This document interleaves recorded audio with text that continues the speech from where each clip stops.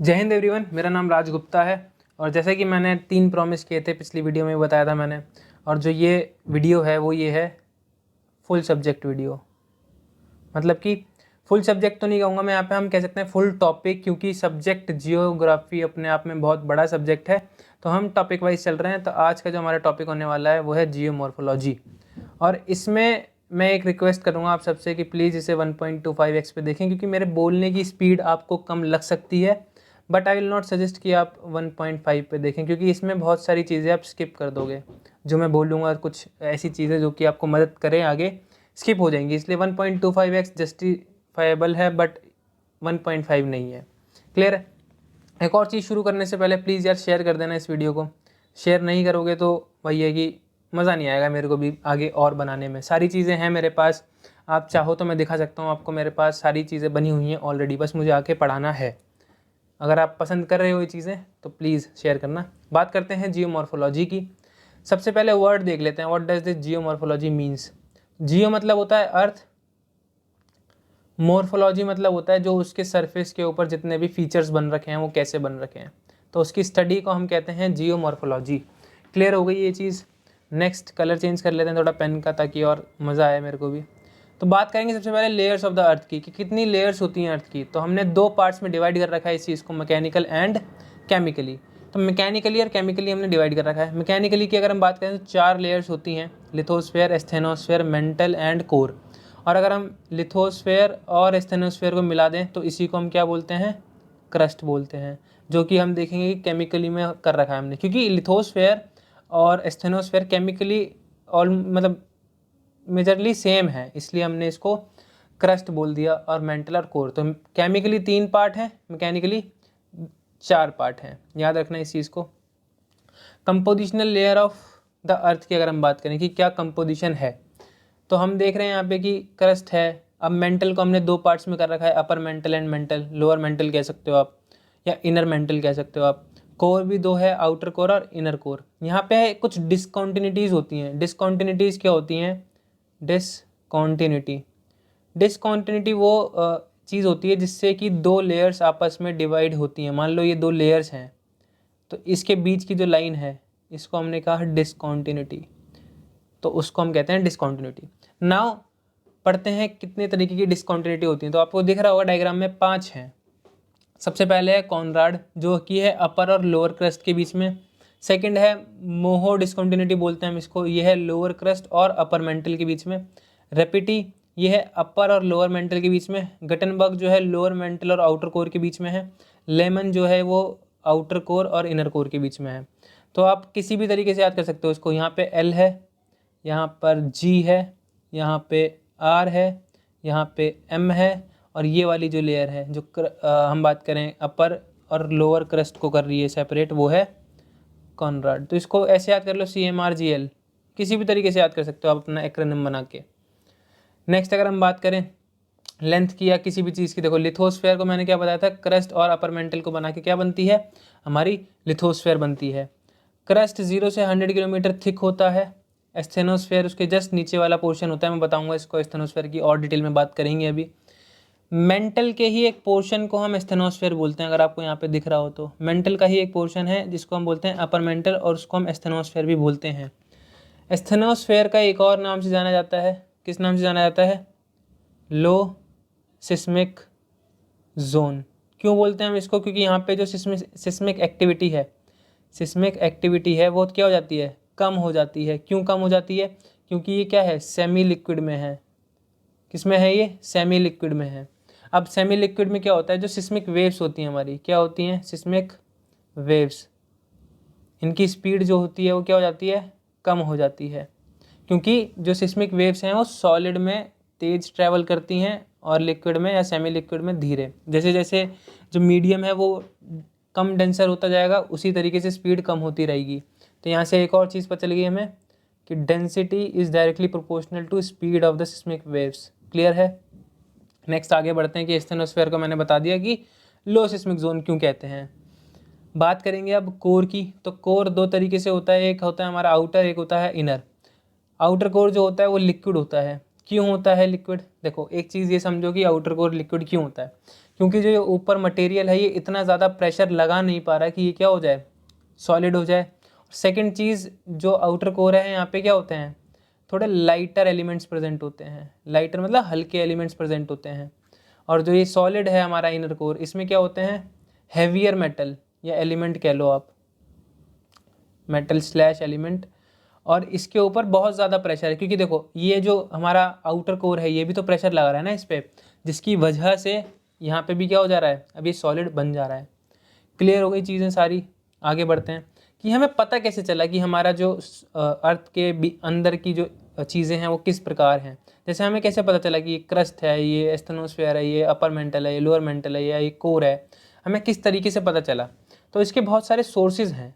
Sources मतलब हमारे जानकार, देखो सोर्सेज का अलग अलग मतलब हो सकता है। ज्योग्राफी में सोर्स मतलब होता है कि किस तरीके से आपको इन्फॉर्मेशन मिली। तो दो तरीके हैं यहाँ पे, डायरेक्ट और इनडायरेक्ट।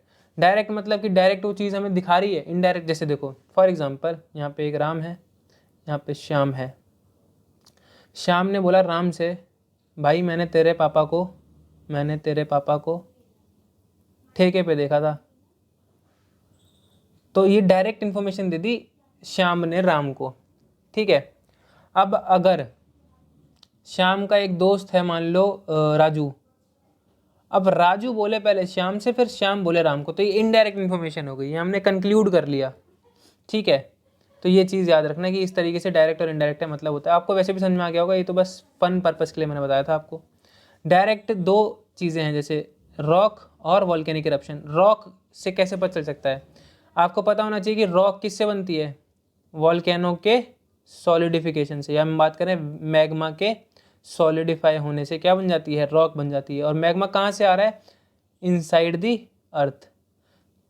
तो जब अंदर से कोई चीज़ बाहर आ रही है और वो सॉलिडिफाई की रॉक बन रही है, तो हमें पता चल जाएगा ना कि अंदर क्या चल रहा है। और वॉल्केनिक एरप्शन भी कहाँ से आ रहा है, इनसाइड द अर्थ। तो हम बात करें रॉक और वॉल्केनिक एरप्शन, दोनों ही चीज़ें अंदर से आ रही हैं, जिसका मतलब क्या है, वो डायरेक्ट सोर्स हैं कि अंदर क्या एक्टिविटी चल रही है। अब हम बात करें इनडायरेक्ट सोर्सेज की, तो वो है temperature, meteors, gravity and magnetic anomaly and seismic activity.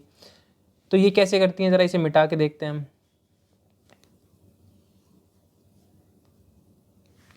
अब देखो टेम्परेचर और प्रेशर कैसे बताता है, हम जैसे जैसे नीचे जाएंगे अर्थ के अंदर, जैसे जैसे जाएंगे वैसे वैसे क्या होगा, टेम्परेचर बढ़ेगा एंड प्रेशर भी बढ़ेगा। तो हमें इस तरीके से हमें अंदाज़ा लग जाता है कि कहाँ पे कौन सा प्रेशर है। तो ये इनडायरेक्ट सोर्स है। हालांकि जो जैसे जैसे अंदर जा रहे हैं, ज़रूरी नहीं है कि ये क्या है, कांस्टेंट रेट से घट रहा हो या बढ़ रहा हो, ऐसा कोई कांस्टेंट रेट नहीं है, बस हमने अंदाज़ा लगा रखा है। मीटियोर्स के बारे में बता चुका हूँ मैं आपको अपनी प्रीवियस वीडियो में, so you can refer to that video कि क्या होता है difference between meteors, meteoroid and meteorite, जो भी है यहाँ पे देख लेना। ग्रेविटी एंड मैग्नेटिक एनोमली, आपको एक स्टोरी सुनाता हूँ मैं ये चीज़ समझने के लिए कि ग्रेविटी और मैग्नेटिक एनोमली कैसे पता लगती है हमें कि अंदर क्या चल रहा है। आपको पता है माउंटेन हमारा जो हिमालय है, हिमालय, तो सर एवरेस्ट थे कहाँ के, ब्रिटिशर्स टाइम के सर एवरेस्ट। इन्होंने बोला चलो पता लगाते हैं कि माउंटेन के अंदर है क्या, मतलब बेसिकली हिमालय के अंदर है क्या। तो इन्होंने बोला कि जितनी बड़ी चीज़ होगी उतनी ज़्यादा उसकी ग्रेविटी होगी।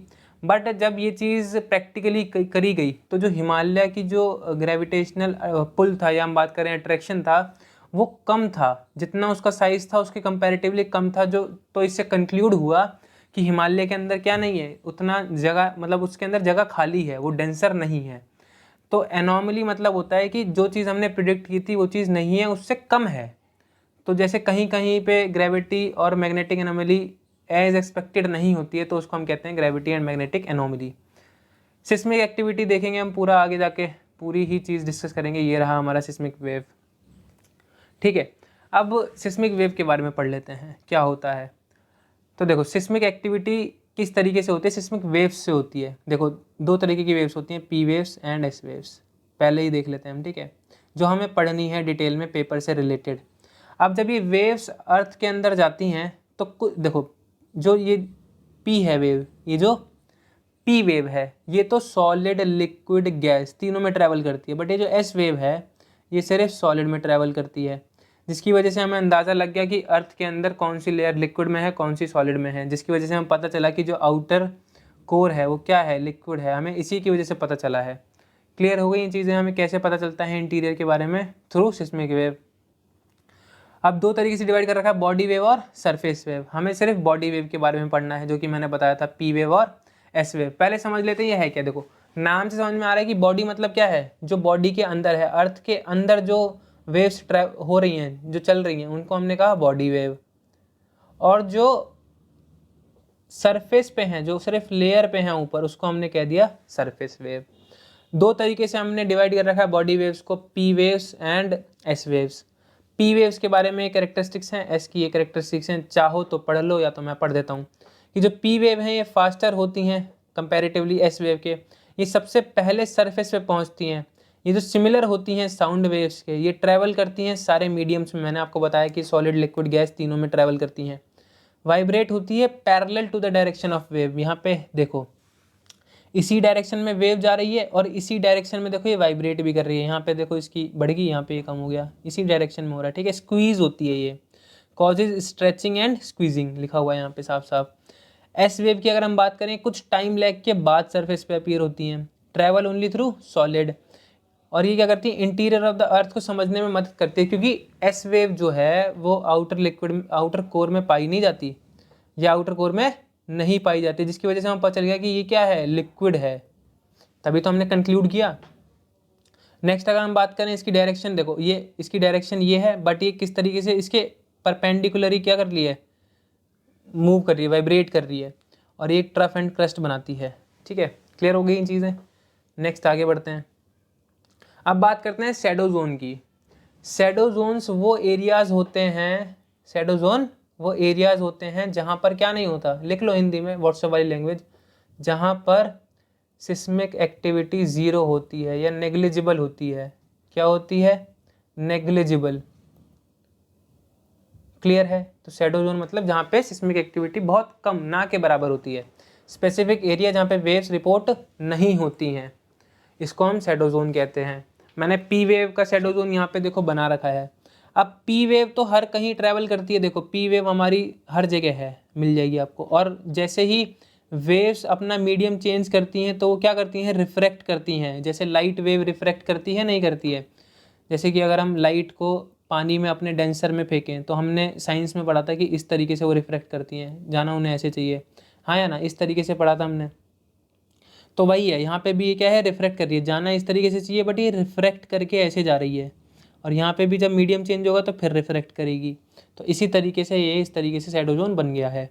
अब पी वेव शैडो जोन यहाँ पे है, मतलब इस एरिया में पी वेव्स नहीं आएंगी। तो पी वेव्स कौन से एरिया में नहीं आती हैं, 10 डिग्री से लेके 145 डिग्री के एरियाज़ में, दोनों ही साइड। क्लियर हो गया है। नेक्स्ट आगे बढ़ते हैं। एस वेव का क्या है कि वो क्या है, कोर है, क्या है, लिक्विड कोर है यहाँ ऊपर की साइड, तो ये लिक्विड कोर से नहीं पास करेगी, इसलिए सिर्फ ये इसी एरियाज़ में शो करती हैं। तो जो शैडो जोन होगा वो क्या होगा, 105 डिग्री टू 105, मतलब बहुत बड़ा शैडो जोन हो गया। ये देखो कितना बड़ा शैडो जोन है एस का। तो किसका शैडो जोन बड़ा होता है, पी वाई क्यू है ये, तो एस वेव का शैडो जोन बड़ा होता है as compare to the P wave shadow zone. अब बात करेंगे लेयर बाय लेयर, अर्थ की लेयर बाय लेयर चलेंगे। क्रस्ट की बात कर लेते हैं सबसे पहले, क्योंकि सबसे ऊपर क्या है, क्रस्ट ही तो है। आउटर मोस्ट सॉलिड पार्ट को हम क्रस्ट कहते हैं। इसकी जो विड्थ है वो वेरी कर सकती है, एनसीईआरटी इसको प्लीज़ रेफर करना। 80 टू 40 किलोमीटर्स। ब्रिटल होती है नेचर में, क्योंकि सॉलिड है इसलिए ब्रिटल भी होती है। अब मैं ये नहीं कह रहा कि सारी सॉलिड चीज़ें ब्रिटल होती हैं, बट मोस्टली ऐसा होता है। 1% ऑफ द अर्थ की वॉल्यूम है, 5% ऑफ मास कैरी करती हैं क्रस्ट। थिकनेस जो है वेरी करती है 5 टू 30 किलोमीटर। मेजर एलिमेंट क्या है इसमें, सिलिकॉन एंड एल्यूमिनियम, इसको इसलिए हमने इसको क्या बोला, सियाल बोल दिया।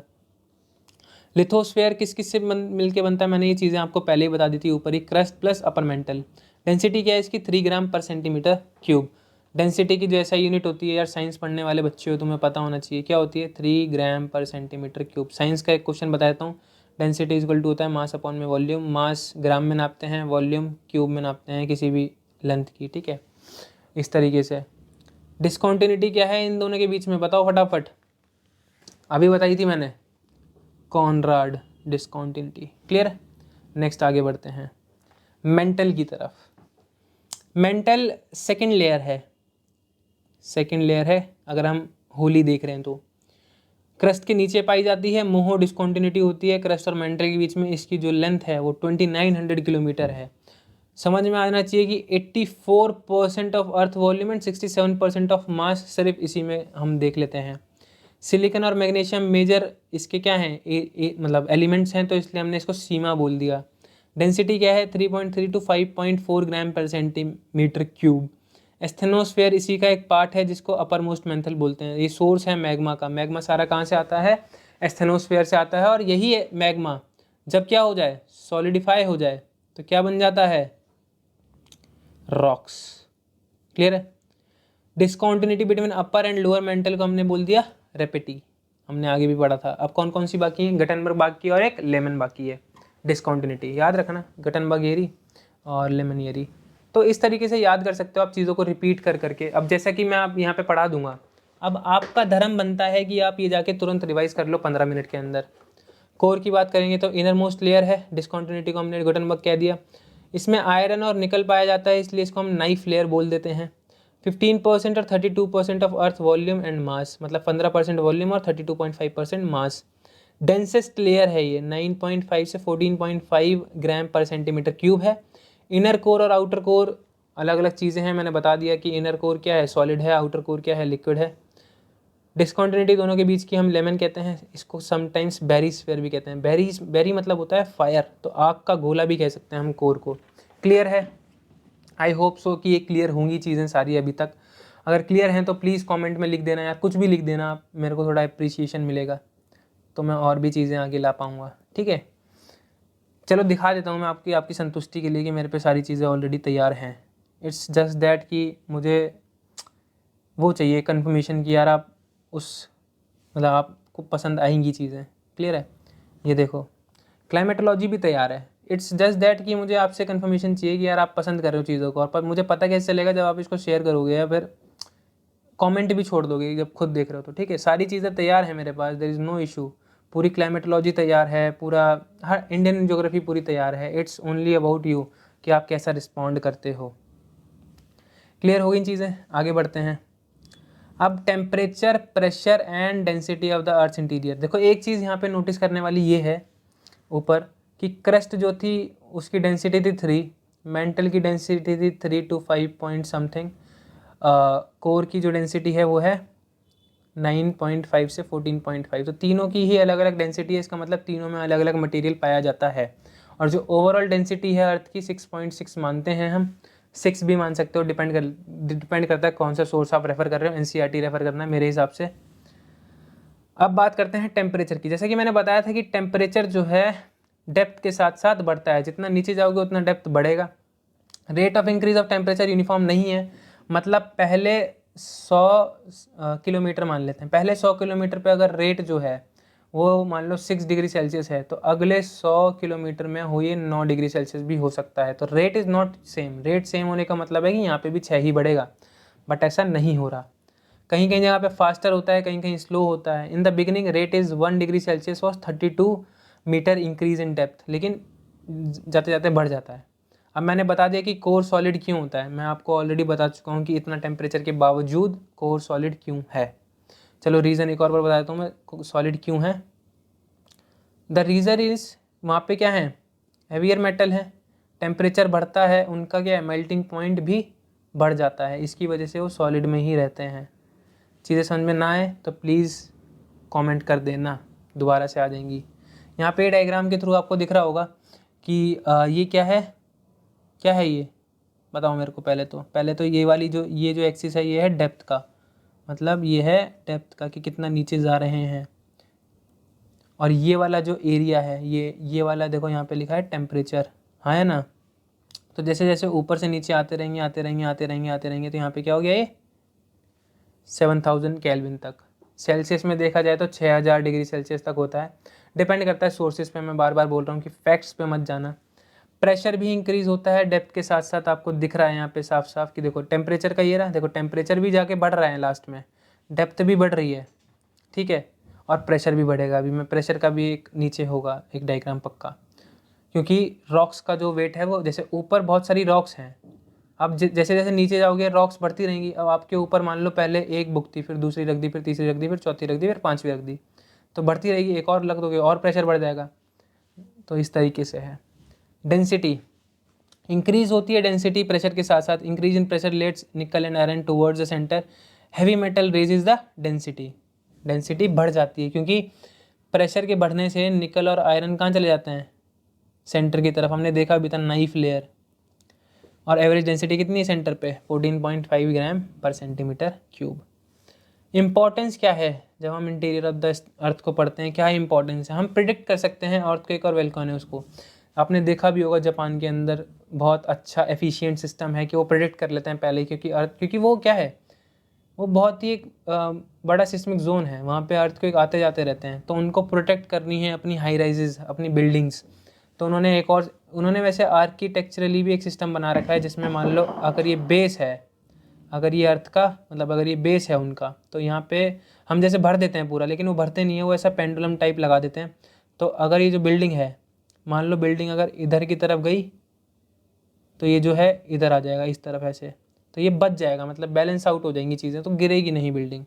तो उन्होंने आर्किटेक्चरली भी ये काम कर रखा है, बट वो प्रेडिक्ट भी कर लेते हैं कि अर्थक्वेक कहाँ पे आने वाला है। स्टडी ऑफ रेलेवेंट रिसोर्सेज, हम इस रिसोर्सेज की स्टडी कर सकते हैं। फॉर एग्जांपल हमें पता ही नहीं था आज तक कि लिथियम हमारे पास इतना सारा है, जिसको हम वाइट गोल्ड भी कहते हैं। क्लियर है?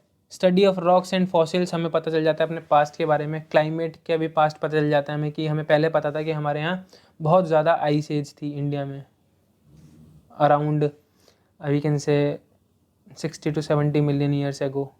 ठीक है, नेक्स्ट बात करेंगे हम रॉक की। रॉक अभी पढ़ लें, चलो अभी पढ़ लेते हैं रॉक्स। जैसे कि रॉक्स की फॉर्मेशन में बता चुका हूँ आपको, डेफिनेशन देखते हैं। दे आर एग्रीगेट और a physical mixture of one और मोर मिनरल, मतलब एक या एक से ज़्यादा मिनरल मिलके क्या बनाते हैं, मिनरल एक या एक से ज़्यादा वरना मोर देन वन, ठीक है, क्या बनाते हैं, रॉक्स बना देते हैं। फेल्डस्पार और क्वार्ट्ज ये एक बहुत ही मोस्ट कॉमन मिनरल्स हैं जो हर तरीके के रॉक्स में पाए जाते हैं। टाइप्स ऑफ रॉक, तो 3 तरीके के रॉक्स हमें पता है, igneous, sedimentary and metamorphic. Igneous rock जो होते हैं वो होते हैं made up of molten magma, तो ये मोल्टन मैग्मा से बनते हैं। क्रिस्टलाइन होते हैं स्ट्रक्चर में। इंट्रूसिव और एक्सट्रूसिव रॉक होते हैं इग्नियस रॉक। देखो अगर इग्नियस रॉक कैसे बनते हैं, सॉलिडिफिकेशन ऑफ मैग्मा, क्लियर है? अब ये या तो मान लो ये वोल्केनो है, अब इसके अंदर मैग्मा सॉलिडिफाई हो जाए और कुछ मैग्मा बाहर आके हो जाए, तो अगर अंदर हो रहा है तो हमने उसको बोला इंट्रूसिव। क्या बोला हमने उसको, इंट्रूसिव। और अगर बाहर हो रहा है तो एक्सट्रूसिव। इंट्रूसिव के एग्जांपल हैं गैब्रो एंड ग्रेनाइट, एक्सट्रूसिव के हैं बसाल्ट एंड एंडीसाइट। क्लियर है? आगे बढ़ते हैं सेडिमेंट्री पे। सेडिमेंट्री रॉक जो होते हैं वो होते हैं रिजल्ट ऑफ डेन्यूडेशन, मतलब अगर ये रॉक जो बाहर अभी सॉलिडिफाई हुए हैं, अगर ये वेदरिंग और इरोजन हो जाए इन पे, तो इसको हमने बोलते हैं सेडिमेंट्री। मतलब ये जो रॉक है इग्नियस, इसके ऊपर विंड, एयर, आइस, रेन या वाटर, ये सारे मतलब ये सारे एजेंट काम करें और इसको छोटे छोटे टुकड़ों में तोड़ दें, तो हम उसको बोलते हैं sedimentary rock. 75% of the earth crust सारा कवर्ड किससे है, सेडिमेंट्री से है। इसी के अंदर फॉसिल भी पाए जाते हैं। क्लियर है?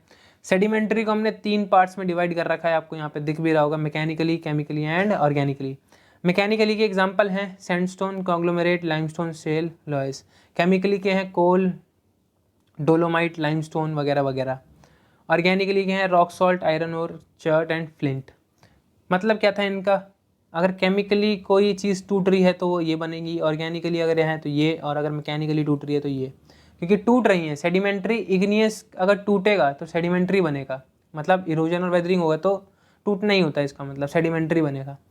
अब बात करते हैं मेटामॉर्फिक की। मेटामॉर्फिक, अगर हम सेडिमेंट्री रॉक को बहुत ज़्यादा क्या कर दें, एक्सट्रीम प्रेशर और टेम्परेचर में रख दे, तो हम उसको मेटामॉर्फिक बोलते हैं। इस प्रोसेस को कहते हैं हम मेटामॉर्फिज्म। ये अरेंज जो होते हैं लेयर में, जिसको हम कहते हैं फोलिएशन और लीनिएशन। देखो मान लो सेडिमेंट्री रॉक था ये नीचे यहाँ पे, इसके ऊपर एक और लेयर आ गई, इसके ऊपर एक और लेयर आ गई, इसके ऊपर एक और लेयर आ गई, और इसके ऊपर क्या आ गया, एक्सट्रीम प्रेशर और टेम्परेचर हो गया। तो ये लेयर्स में पाई जाएंगी। आपको दिख रहा होगा इस डायग्राम में अगर दिख रहा है तो मैं जूम कर देता हूँ थोड़ा सा। ये दिख रहा है ना आपको, देखो लेयर्स में, यहाँ पे अलग लेयर है, यहाँ पे अलग लेयर है, ठीक है, यहाँ पे ब्लैक है, कहीं पे वाइट है। तो लेयर्स में अगर कोई चीज़ पाई जाए, कोई चीज़ मतलब कोई रॉक पाया जाए, तो उसको हम कहते हैं मेटामॉर्फिक रॉक। क्लियर है? आगे बढ़ें भाई, चलो आप आगे बढ़ते हैं।